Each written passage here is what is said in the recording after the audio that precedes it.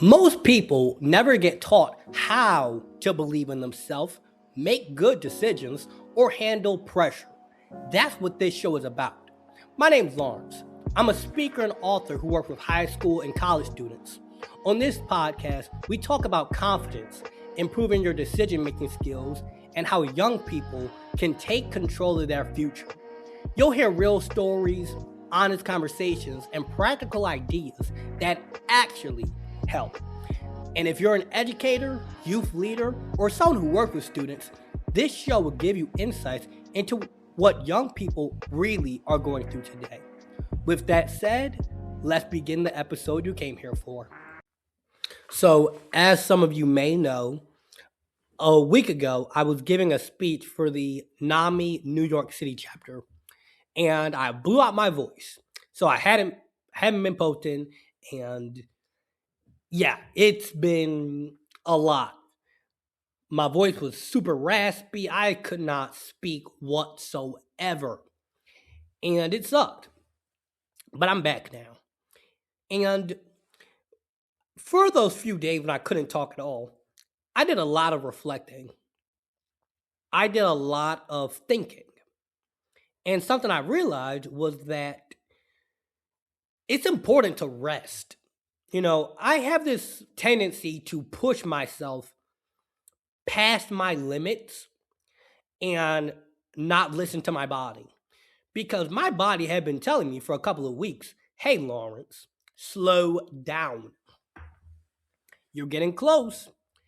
My voice was getting raspier and raspier, and eventually my body just said, okay. And it hit the power down button. And I could not talk at all. Even now, it still hurts a little bit. But what I learned was that it's important to take time to rest. And it's okay to take time to rest. I tend to, without knowing it, shame myself for taking time to rest. I tie a lot of why I'm so consistent with posting videos and making content and doing speeches and working and doing all these things is I want to be able to help my family. That's a really big thing for me. I want to be able to help those around me. And having younger siblings, I know that even if they don't say it, they look up to me. And they see me as the example. That's not to say that all of my self-worth and all of that is tied to them seeing me a certain way. But I know that they look up to me, and I want to set a good example. And I want to help those around me. So when I'm not working, when I'm not doing things that are beneficial, when I'm not working on the business, when I'm not posting content, when I'm not, learning more, when I'm not doing these things, a part of me felt bad. It was like I'm not doing enough. I'm not doing all that I'm capable of. And eventually it led me to a point where my body gave out. Like my voice was gone. I was coughing up mucus. It was tragic. And yesterday, I went fishing for the first time in a long time. And I spent the whole day in silence, partially so I could just reflect, the other part because I couldn't talk. And what I realized was that you need rest. Like, it's needed. And I don't just mean like you need to sleep. We all understand that. I mean, you need to rest. You need to take time to not do the thing. You need to take time to step back. And I know how ironic that sounds. Well, Lawrence, I'm a teen entrepreneur. I'm trying to get into college. I'm trying to improve my grades. I'm trying to do these things. And you're telling me that I need to stop doing that? No, not exactly. What I'm saying is that you need to take time to rest. You need to take time to not do it so that your energy could get recharged. When your phone, when the battery gets low, you stop using it, you plug it in, and you recharge it. When you're really hungry, you eat, you digest, and then you recharge your energy. When you're really tired, you go to sleep and you recharge. If you go to the gym 2 hours every single day for a year, eventually your body is going to be super sore and force you to take a day to rest. So we all understand biological, biological limits that we need rest. We all understand that even a machine, like a car, needs gas in the tank. We all understand that even a battery needs charge or it won't work. But often we begin to not rest our mind because we get into this cycle of just work, work, work, work, do more, more workouts, more videos, more content, more emails, more studying, more whatever it is. And don't get me wrong, it's a great thing to be productive. But ironically, in order to be productive, you need to have time when you're not. In order to be productive, you need to have time when you deliberately are choosing to not be productive. Let me explain this. In order to build muscle in the gym, you need to have time when you're not working out so that your body can build the muscle, because the way you build muscle is you tear down the body and then you rebuild it and then you do it over and over again and your body builds it up like that. That's a simple explanation of it. In order to have energy, as in to study, to work out, to go to that job, to work on that business, to cook, to do all these things, to do whatever it is that you need to do, you need to sleep in order for your body to recharge. As in order to do something, you need to have time when you do nothing so that you have the energy to do something. And your body has, think of it as these energy batteries. You have an energy battery for today, and then you have an energy battery for the month, and then you have an energy battery for like a long span of time. So you go to sleep, you recharge, and you have energy for today. Now, we often think that I'm just going to go to sleep and I'll be fully recharged. Well, it depends, because certain tasks take a lot more energy than others. And if you don't give yourself the time and energy and rest that you need to recharge, you're going to start borrowing energy from the future battery. And that means that you'll have energy today at the cost of a lot more being tired later. That's the easy way my brain can explain this.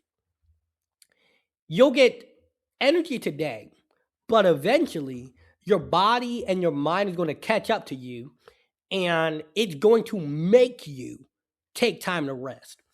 That's what happened to me. I was working and working and working and putting out content, doing emails, doing a whole lot of work. And my body was just telling me, hey, Lawrence, you need some time to rest. And I was like, nope, I'm going to keep pushing. It was like, okay, you can borrow some energy from the future. And I was like, yep, I'm going to do that. Hey, Lawrence, you need some time to rest.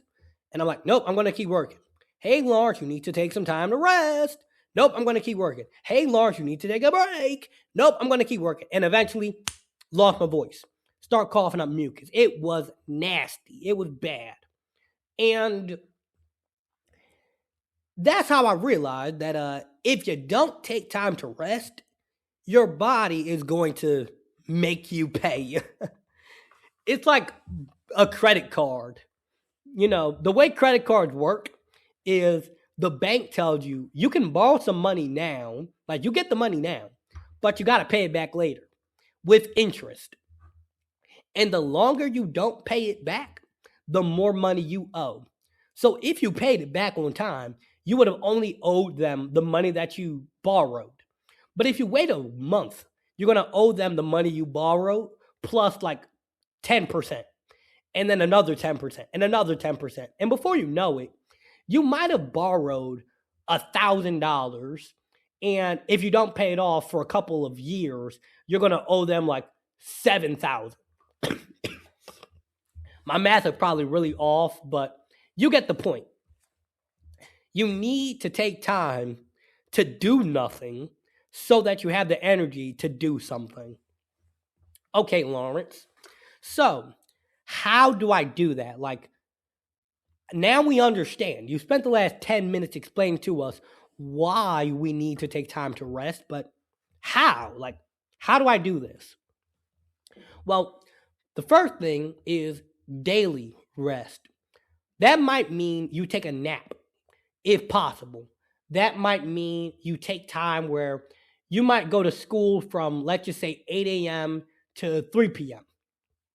And you have an after school job from 5 p.m. to 10 p.m. What you can do is from 3 p.m. to 5 p.m. while you're on the bus or the train or driving to work, you can listen to some music that makes you feel really calm, or a YouTube video, or just something that just helps you to relax. That's one way. And on weekends or your day off, when you don't have school and you don't have work, you take that day to just completely relax. Another example, let's say it's summer and you have 2 months of pretty much nothing. Maybe you have a summer job, maybe you're watching siblings. There's stuff that you're doing, but nothing, you don't have school during the summer. You can use that time for rest. So those are daily ways to get some rest. Every week, you could take a day where you use that as a rest day. So it might be a Saturday or a Sunday for you. You can have times throughout the month.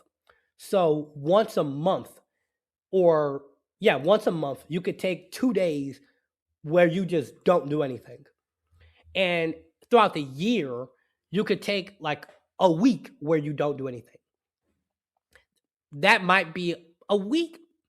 It depends, because if you're running your own business or you're working really hard towards something, taking an entire week off might be a bit major. But it really depends for you, because